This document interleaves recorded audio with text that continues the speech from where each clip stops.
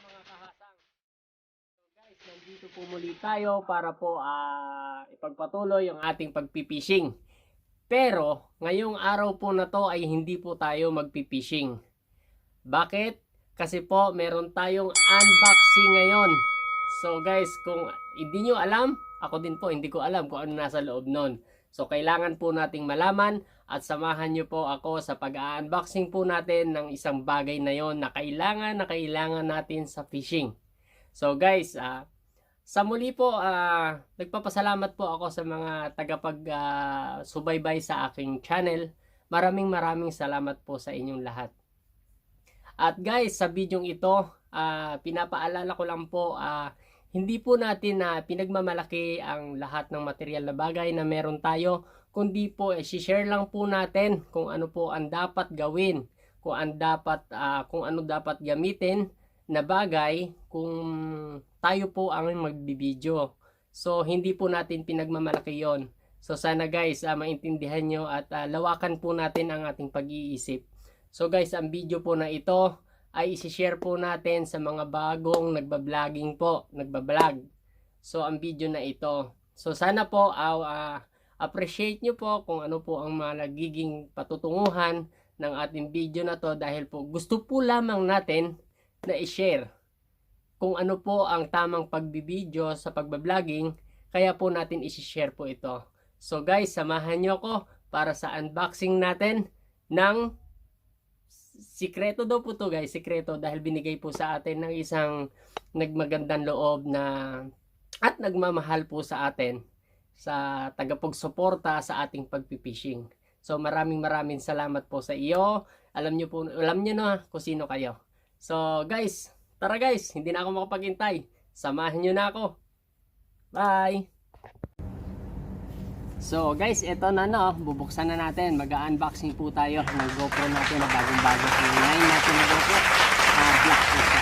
So, nakikita nyo guys, ito po, naka-sealed pa yan, no? So, bubuksan natin siya para malaman po natin kung ano yung nasa sa loob nito. O kung gaano ba kaganda yung GoPro natin. So, kailangan nating makita. Alam nyo guys, ito po yung talagang dati ko pang hinahangad, no, na mabili para naman sa ating pagkuha ng video talaga namang napaka-aya-aya namang panoorin. So kaya po ito yung pinili nating bilhin. So guys, ito na siya, no. Ito yung laman niya. So mag-apakaganda ng casing pa lang guys. Napakaganda na, no. So eto. So ang nakalagay dito, no, GoPro 9 Black. So eto po yung laman niya. So kung ako guys, hindi ko pa rin nakikita, no. So wow! Talaga naman guys, ang napakaganda ng pagkakagawa nitong kuan na to, dahil kung mapapansin nyo guys, no, kompleto accessories na siya, no. So meron na siyang charger, meron na po siyang battery, spare. May spare na po siyang battery, may mga holder na po siya. Ito po yung ginagamit yata sa chest, no. At ito po yung ginagamit sa head strap. Ito po. Ayan. Tapos ito, meron din siyang mga screw para doon sa tight ng alignment natin ng GoPro natin, kung saan natin ilagay, no, sa chest o sa head. So eto na po guys, ang pinaka maganda sa lahat. So guys, eto po yung itsura. So medyo dark ng konti, hapon na kasi.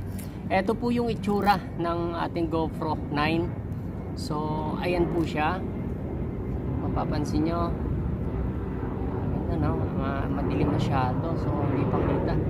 Yan po siya guys. So ayan, cover na cover pa siya. So ayan, maganda, napakaganda ng lens.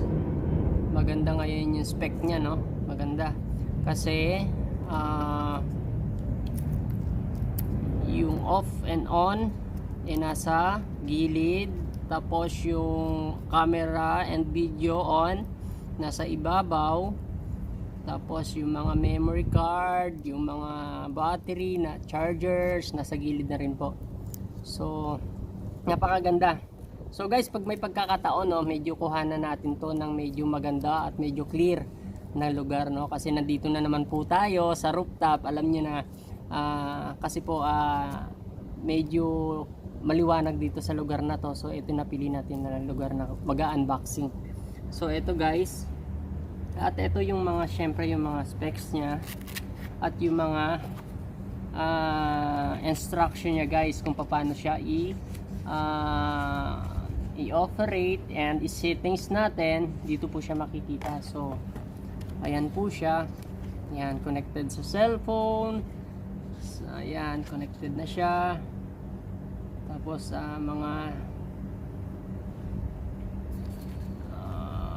yung mga how to use settings, dito na po guys lahat, no? So guys, na ito, so nagpapasalamat po ako sa tao na nagbigay sa akin ng pagkakataon na mabili yung pinapangarap kong camera. Maraming salamat sa iyo. Alam mo na kung sino ka, no? Maraming salamat po sa iyo, at yung dream ko po na GoPro nabili na rin sa wakas. Maraming salamat sa iyo. Ayun po guys. So guys, siguro within 2 to 3 days susubukan na natin yung GoPro natin na bagong-bago, no?